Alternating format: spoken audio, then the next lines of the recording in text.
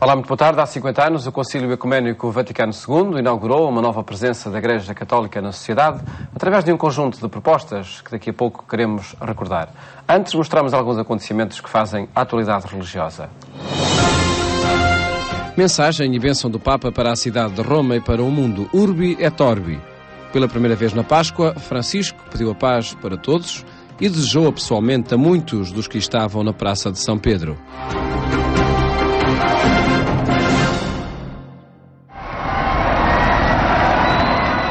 Foi a primeira Páscoa do Papa Francisco. Talvez por isso a Praça de São Pedro nunca recebera tantos peregrinos e turistas para ver o novo Papa como no domingo, dia em que dirige uma mensagem à cidade de Roma e ao mundo, Urbi et Orbi. As saudações do Papa foram sobretudo pessoais, percorrendo a Praça de São Pedro para o junto de muitas crianças, pessoas doentes, amigos da Argentina. Depois da varanda central da Basílica Vaticana, partiram apelos à paz em todo o mundo. Pace per il Medio Oriente, in particolare tra israeliani e palestinesi, che faticano a trovare la strada della concordia affinché reprendano con coraggio e disponibilità i negoziati per porre fine a un conflitto che dura ormai da troppo tempo. Pace in Iraq, perché cessi definitivamente ogni violenza e soprattutto per l'amata Siria, per la sua popolazione ferita dal conflitto e per i numerosi profughi. Pace per l'Africa, ancora teatro dei sanguinosi conflitti.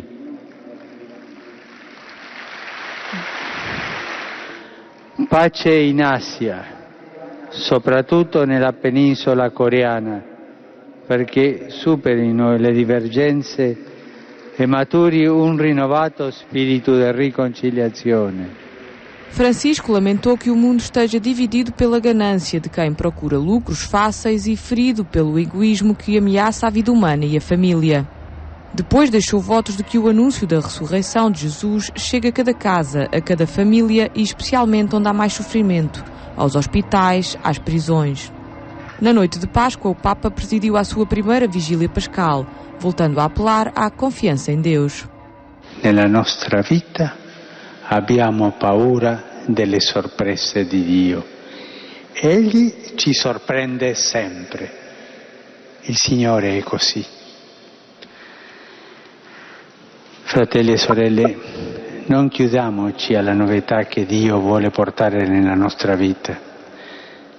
Siamo spesso stanchi, delusi, tristi, sentiamo il peso dei nostri peccati. Pensiamo di non farcela. Non chiudiamoci in noi stessi, non perdiamo la fiducia, non rassegniamoci mai. Non ci sono situazioni che Dio non possa cambiare, non c'è peccato che non possa perdonare se ci apriamo a Lui. Mensagem de esperança numa celebração que é de anúncio de nova vida, de luz e de ressurreição.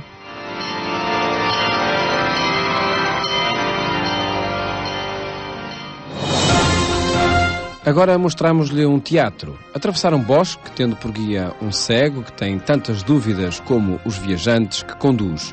É o enredo do Estado do Bosque, uma peça escrita pelo padre José Tolentino Mendonça e encenada por Luís Miguel Sintra. Se eu soubesse, mas tudo isto me deixa. Isto é a minha vida. A sala está escura, no centro um quadrado de luz branca e ao fundo um poço e árvores. O teatro da cornucópia está transformado sem as habituais bancadas. Os espectadores estão dispostos em volta da cena, envoltos pelas paredes escuras, parecendo que também eles estão perdidos no bosque. Um bosque recriado pelo ator Luís Miguel Sintra, a partir da Floresta de Palavras, escrita por José Tolentino Mendonça. O bosque é a vida, o bosque é a imagem, a metáfora da própria existência. Nós sentimos-nos nessa travessia. Uma peça que questiona, que inquieta e que pretende falar da fé e da religião católica num cenário diferente, o teatro. Nós temos todas as abordagens da tradição religiosa, e no nosso caso da tradição cristã e católica, mas Deus não está enclausurado nas respostas que nós obtivemos. Deus está vivo. E esse contacto e essa experiência com Deus é alguma coisa que no espaço do teatro é também possível não só pensar, mas corporizar e transmitir, emocionar as pessoas que vêm com essa pergunta. A fé inclui a razão, mas transcende a própria racionalidade. E é sobre isso também que a peça fala. Como é que podes desistir assim? Só uma palavra. Tu queres um bexigo lá? Luís Miguel Sintra interpreta a personagem principal desta história. É amigo do padre Tolentino Mendonça e por isso não estranhou que ele lhe entregasse o texto para o ator e encenador o interpretar no teatro. O padre Tolentino pôs-me na mão o texto, dizendo: faz disso o que quiseres. Portanto, eu já conhecia o texto. E é um texto que demora muito tempo a uma pessoa apropriar-se dele, o que é muito bom sintoma. A partir da gente tem a impressão de um material muito fluido, muito curto, tem muito poucas palavras, e à medida que a gente vai entrando dentro dos textos e percebendo o que é que está por trás de cada frase, de cada palavra, os jogos internos de palavras, etc., percebe que é um texto riquíssimo, cheio de referências culturais, cada frase quase, mas que pode ser apreendido de uma maneira extremamente simples. Tu olhas para elas e elas parecem direitinhas, coordenadas naqueles planos obsessivos de fogo. Em palco juntam-se a Luís Miguel Sintra os atores David Granada, Nuno Nunes e Vera Barreto, numa história que se passa num bosque. Há um cego, John Wolfe, que é o único que pode guiar os outros na travessia do bosque. A metáfora de um guia cego, que é o único que conhece os caminhos da floresta ou do bosque e que é o único capaz de guiar as outras pessoas, é aquele que não vê e que, no fundo, para se poder entrar no bosque é preciso ter confiança em alguém que não vê. É uma metáfora da fé, ou da fé, ou da disponibilidade para viver, pura e simplesmente. Acompanha o cego nessa travessia um homem de meia idade e um homem mais novo. E há uma outra personagem, uma rapariga, que fica de fora. Uma das últimas questões que John Wolfe faz às outras personagens é: o que é que vês? Diz-me o que é que vês. Porque, de facto, cada uma destas personagens, na sua trajetória, passa da cegueira para a visão. Uma história misteriosa e que mostra como é possível desafiar o destino. John Wolfe reza outra versão da oração que Deus ensinou. Nem sei, mas continuamos a murmurar diante do que cala. Torna-se tudo tão estranho, sem que ninguém sequer o suspeite. Vezes sem conta pensem nisto. O trilho já te viu a ti. No fundo, o importante, eu acho que, por exemplo, claro que é importante o que nós pensamos de Deus, mas não é isso o decisivo. O decisivo é o que Deus pensa de nós. E, no fundo, é esse jogo em relação àquilo que vemos e àquele que nos vê. Um dia deixou tudo. Viajou 16 mil quilómetros para sul. Sempre para sul. Até que foi um pequeno país de África, com 4 milhões de habitantes. Um único hospital. Um único fisioterapeuta. Se nós estamos focados simplesmente na meta, esquecemos o lugar que é o presente. E a fé cristã é muito isso. Nós acreditamos na eternidade, mas acreditamos também que o mundo e que a história, na sua dificuldade, na sua fragilidade, são lugar de construção e de evidência do reino de Deus. O estado do bosque tem 7 cenas, todas no texto se chamam diálogos, mesmo quando tem apenas uma personagem em cena. Os diálogos da orla, da casa, do poço, do limiar, da clareira, do sonho e do bosque. A peça vive das pessoas que se encontram nessa fronteira, entre fazer ou não a viagem pelo bosque. Ao guia, o bosque não o cega, porque cego já ele é, e qualquer cegueira que lhe seja acrescentada virá de dentro ou dos outros, e não do misterioso bosque que, por esse lado, nada pode contra ele. Nós somos guiados pela nossa cegueira. Isto é, o nosso caminho não é um caminho de evidências. O caminho da fé não é um caminho evidente, não é o caminho da certeza, é o caminho da confiança. E nesse sentido, nós somos guiados pela cegueira, pelo não ver. Eu ainda não sei tudo, eu ainda não... É isso que te conduz até Deus. Vais encontrar muitos lá dentro. Tu é que és perita em ambientes naturais. Também devias ser. Eu sempre vivi em cidades. A peça não é uma peça com um sentido exclusivamente cristão ou religioso até. Há muita gente do público que não é crente, tem vindo ver o espetáculo e o que percebem é, nesta metáfora, uma necessidade de ter esperança na vida, de confiar no desconhecido. Ora, hoje nós estamos habituados a viver numa situação que é uma luta contra a morte, ou uma negação da morte. Quer dizer, as pessoas não querem acreditar, a sociedade atual não querem que as pessoas encarem o facto de que o que nos espera é a morte. Porquê? Porque, como há um esvaziamento de valores para a vida, as pessoas viveriam muito angustiadas e muito aflitas se tivessem consciência da morte. Eu tenho a impressão que o que é preciso é justamente transformar a consciência da morte numa consciência do prolongamento da vida para além da nossa própria morte. Portanto, uma relativização das existências individuais a favor de uma espécie de confiança na marcha da humanidade e naquilo que pode haver de precalços ou de coisas boas, de coisas más, mas de mudança e de contínuo aperfeiçoamento e de contínuo progresso em relação a uma alegria maior de viver e em relação àquilo que se podia chamar de felicidade, não é?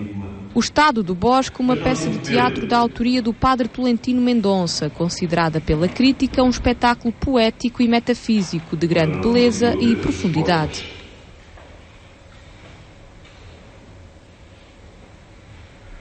Ou seja, ser demais para elas.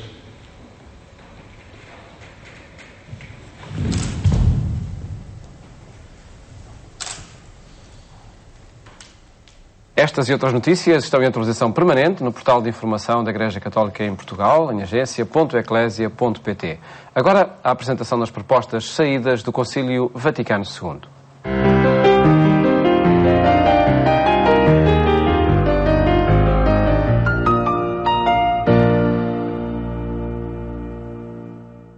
Está connosco o Padre António Martins, secretário da Faculdade de Teologia da Universidade Católica Portuguesa. Muito boa tarde. Obrigado por estar neste programa. Temos apresentado nesta rubrica sobre o Concílio Vaticano II a perspectiva pela qual este Concílio Ecuménico apresenta a pessoa, apresenta as realidades do mundo em que existimos. Perguntava-lhe, e para concluir esta análise que temos feito ao longo das últimas semanas, que sentido é que tudo isto tem? Ou de que forma é que é oferecido sentido à história da pessoa, à história de cada sociedade? Para um fim. E esse fim é dito de forma explícita? É dito de forma explícita. Ou seja, a história humana, a Igreja, você, eu, cada pessoa, está orientada. Ainda que depois os nossos caminhos concretos, por vezes, estejam de alguma desorientação.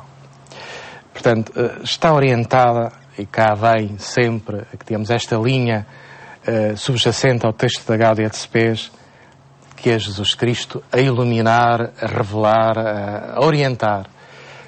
Por Ele e para Ele, todas as coisas foram feitas. É uma afirmação da Carta aos Colossenses, que depois aparece aqui em várias vertentes do concílio. Ou seja, há um sentido da história, há um sentido do mundo, há um sentido da pessoa que já emergiu no mundo. Não é apenas qualquer coisa do futuro que vem, é qualquer coisa do presente que projeta o futuro. Porque, digamos, a manhã da Páscoa inaugurou esse sentido. Não é alguma coisa que temos de esperar, mas que temos de viver. Temos de esperar, mas já vivemos. E porque vivemos, porque já nos é dado, esperamos que aconteça de uma forma definitiva. Portanto, e aqui integra-se também o sentido do progresso. Na altura, permita-me dizer, estávamos nos anos 60 e o progresso era visto com um grande otimismo. Talvez seja... hoje, o progresso humano tem algumas sombras. A técnica e os avanços científicos deixam-nos algumas preocupações. E essa experiência do progresso marcou a produção dos documentos do Concílio Vaticano II? Marcou profundamente a produção dos documentos do Concílio Vaticano II.